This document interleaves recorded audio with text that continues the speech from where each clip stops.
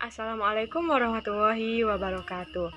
Perkenalkan, nama saya Doli Citra Pratiwi dari kelompok 3 bersama teman-teman saya yaitu Mutiara Aulia, Gustia Andamura, dan Siti Malisa. Kami dari kelompok 3 akan membahas tentang tes IQ anak dalam mata kuliah psikodiagnostika.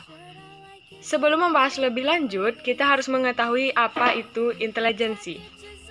Intelijensi itu berasal dari bahasa Inggris, intelligence, yang juga berasal dari bahasa Latin yaitu intellectus, intellectia, atau intelliger. Teori tentang intelijensi pertama kali dikemukakan oleh Spearman dan Wynne Jones Paul pada tahun 1951. Intelijensi berasal dari bahasa Latin yang berarti memahami.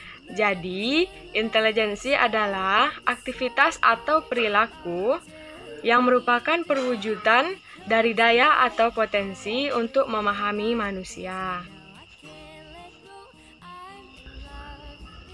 Nah, selanjutnya, untuk tingkat kecerdasan seorang anak itu ditentukan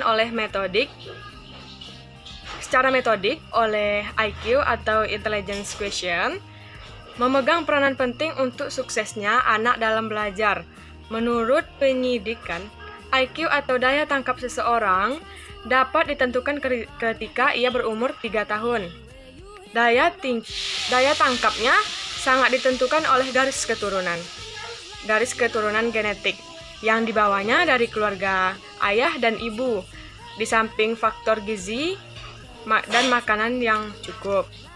Baiklah, sekian pengertian dan tingkat kecerdasan intelijensi, kemudian akan dilanjutkan oleh teman saya. Terima kasih.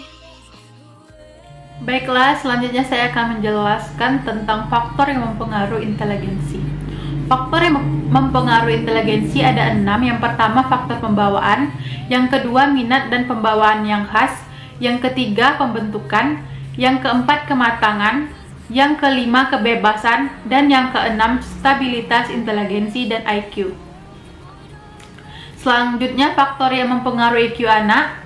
Individu tidak dilahirkan dengan IQ yang tidak dapat berubah, tetapi IQ menjadi stabil setelah secara bertahap selama masa kanak-kanak dan hanya berubah sedikit setelah itu. Leo Kito 2004. Menurut Boere 2003, intelijensi anak dipengaruhi oleh banyak faktor. Faktor-faktor tersebut digolongkan menjadi 3, yaitu pertama faktor genetik, kedua faktor gizi, dan yang ketiga faktor lingkungan. Terima kasih. Baiklah, saya akan melanjutkan materi tentang kecerdasan superior. Dalam Kamus Psikologi karangan J.P. Chaplin, kecerdasan superior adalah satu tingkatan kemampuan mental umum yang dilampaui oleh 15% dari populasi. Pada skala Stanford-Binet, merupakan IQ yang ekuivalen dengan nilai 120. Sedangkan, menurut Sutratinah Tirtonegara, menyatakan bahwa anak-anak superior adalah anak-anak yang memiliki kemampuan intelektual yang tinggi atau superior dalam bidang akademik dengan skor pada tes intelijensi menunjukkan angka mulai dari 120 sampai 129. Yang selanjutnya, tingkatan-tingkatan IQ. Yang pertama, pada angka 70 sampai 79 merupakan tingkat IQ rendah atau keterbelakangan mental. Yang kedua, pada angka 80 sampai 90, tingkat IQ termasuk rendah yang masih dalam kategori normal. Yang ketiga, pada tingkat 91 sampai 110 merupakan tingkat IQ normal atau rata-rata. Yang keempat, pada angka 111 sampai 120 merupakan tingkat IQ tinggi dalam kategori normal.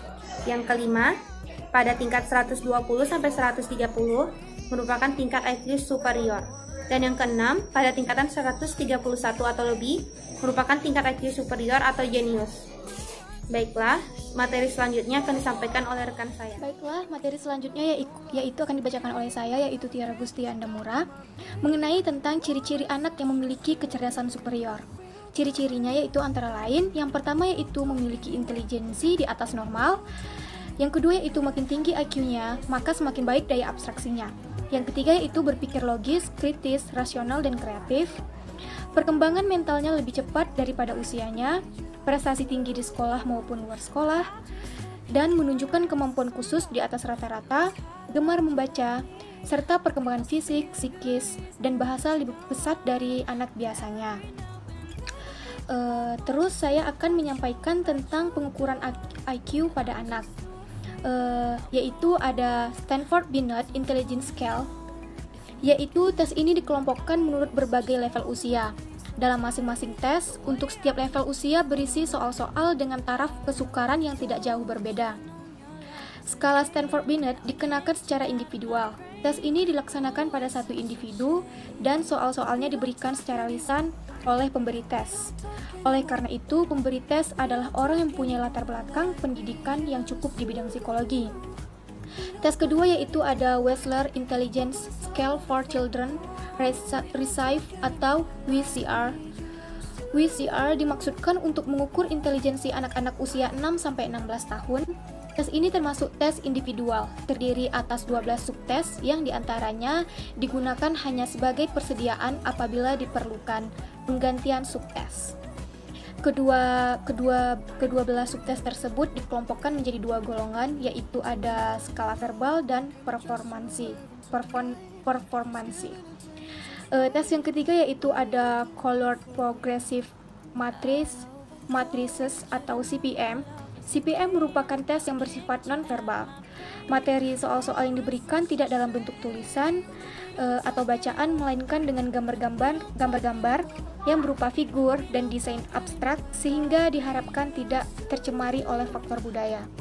Yang keempat yaitu ada tes Wechsler Intelligence Scale for Children Recife atau WCR. CVIT mengkombinasikan beberapa pertanyaan bersifat pemahaman gambar-gambar sehingga dapat mengurangi sebanyak mungkin pengaruh kecakapan verbal, iklim kebudayaan, dan tingkat pendidikan. Tes ini membuat batasan yang lebih jelas antara kemampuan dasar dengan hasil belajar khusus serta memberikan analisis dan prediksi yang lebih baik dari potensi maksimal individu.